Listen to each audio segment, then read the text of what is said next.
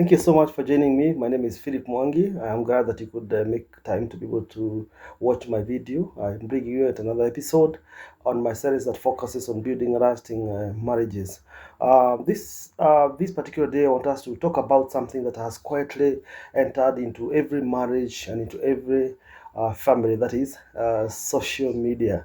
We have WhatsApp, we have Facebook, we have TikTok, we have Instagram, we have YouTube, and many other platforms. So, social media has brought many benefits. It helps us to communicate, to conduct business, reconnect with people, encourage one another, and remain connected even when we are miles apart.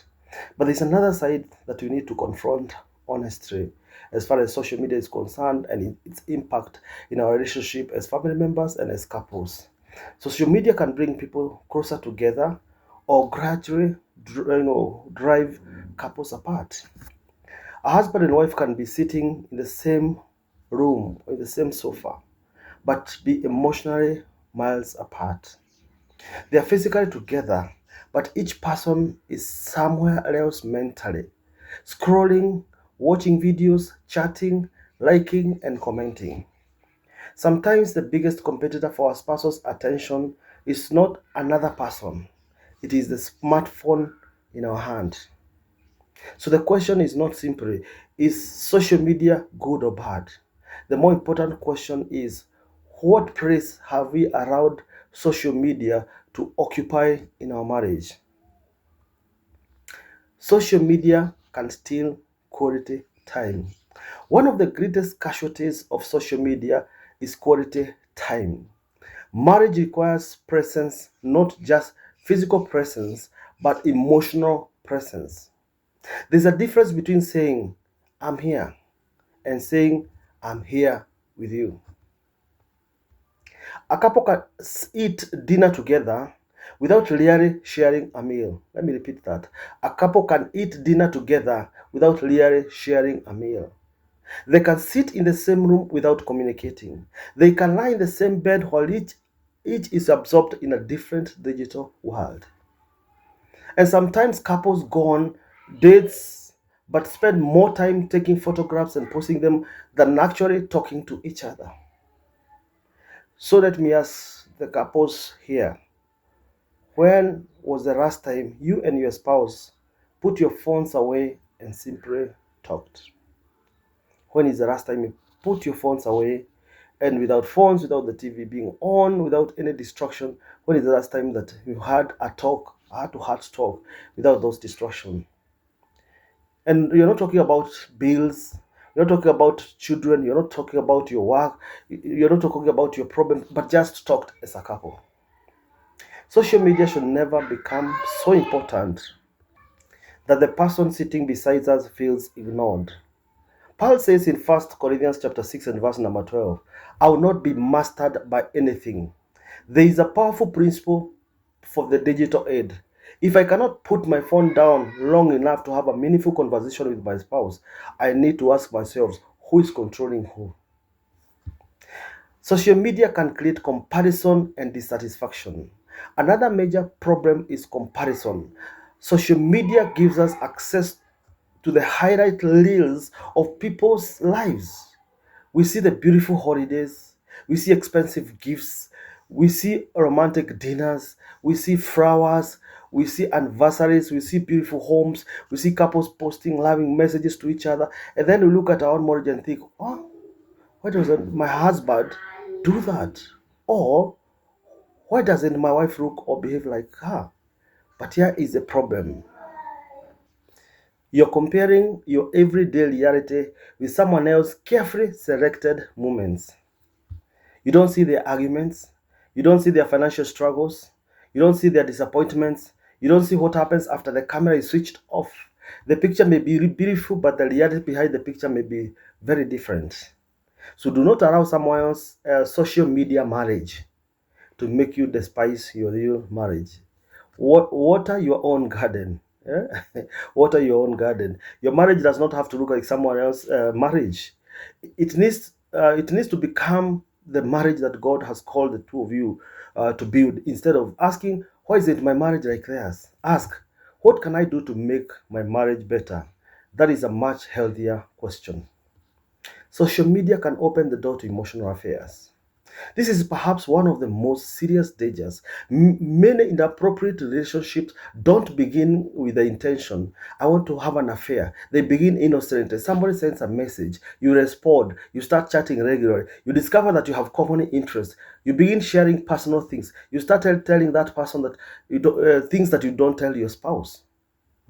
Then you begin looking forward to their messages. Eventually, you start hiding their conversations. At, at that point, something has changed. The problem may not be physical, but emotional intimacy, which has already started outside the marriage. And you need to understand this. Infidelity often begins long before physical contact. It starts with an emotional connection and emotional intimacy outside the marriage. It can begin in the heart, in our thoughts, in our conversations, and the relationships that we are out to develop. Jesus warned us about guarding the heart. That is why we need boundaries, not only around our bodies, but also around our conversations and online relationships and interactions. Let me suggest one simple question. Would I be comfortable if my spouse read this conversation? If the answer is no, perhaps we should reconsider the conversation. There's a difference between privacy and secrecy. Marriage requires trust, and secrecy can slowly destroy that trust. Social media can bring people into our marriage. Another danger is in using social media to deal with private marital problems. Sometimes someone has an argument with their spouse and immediately posts, some people don't appreciate what you do for them. Or you can't do everything for someone and they still betray you. Or you can do everything for someone and they still betray you. Now, everybody knows something is wrong, but nobody knows the whole story. Suddenly, hundreds of people are participating emotionally in a conflict that should have been resolved between two people. They are making all manner of suggestions and giving you all manner of advices. Not every marital problem belongs on WhatsApp status, Facebook, or TikTok. Some matters should remain between husband and wife. Other matters may require the help of a pastor, counselor, or trusted marriage mentor. But the entire internet does not need to become your marriage counselor. When there is a problem in your marriage, don't run to the social media. Run to your spouse. Talk, listen, pray, seek wise counsel if necessary, but protect the dignity and the private of your marriage. Social media can affect our children too. The impact of social media is not limited to husband and wife. Our children are watching us. They run from what they see. Imagine a child saying, Daddy, look at me. And Daddy says, wait, I'm checking on something. Or a child says, Mommy, can I tell you something? And mommy says, give me a minute. Sometimes that minute becomes 10 minutes. And eventually the child stops asking. There's a powerful statement you should remember. Children spell love. According to children, love is equivalent to time, the time that you give them. We can provide school fees, we can provide clothes, we can provide food, phones, and everything else they need. But they need our attention, they need our time.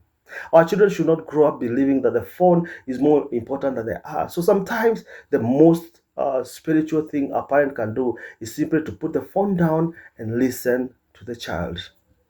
What can couples do?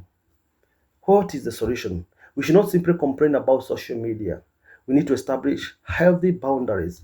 We need to create phone-free times. Agree that certain moments belong to your marriage and family.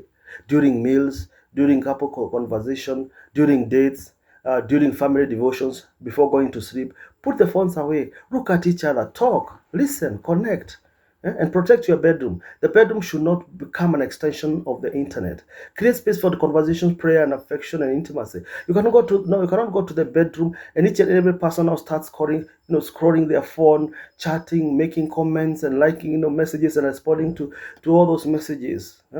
So let us not allow social media to destroy our marriages or to drive us apart. Until next time, my name is Philip Mwangi. Let's continue working hard to protect our marriages.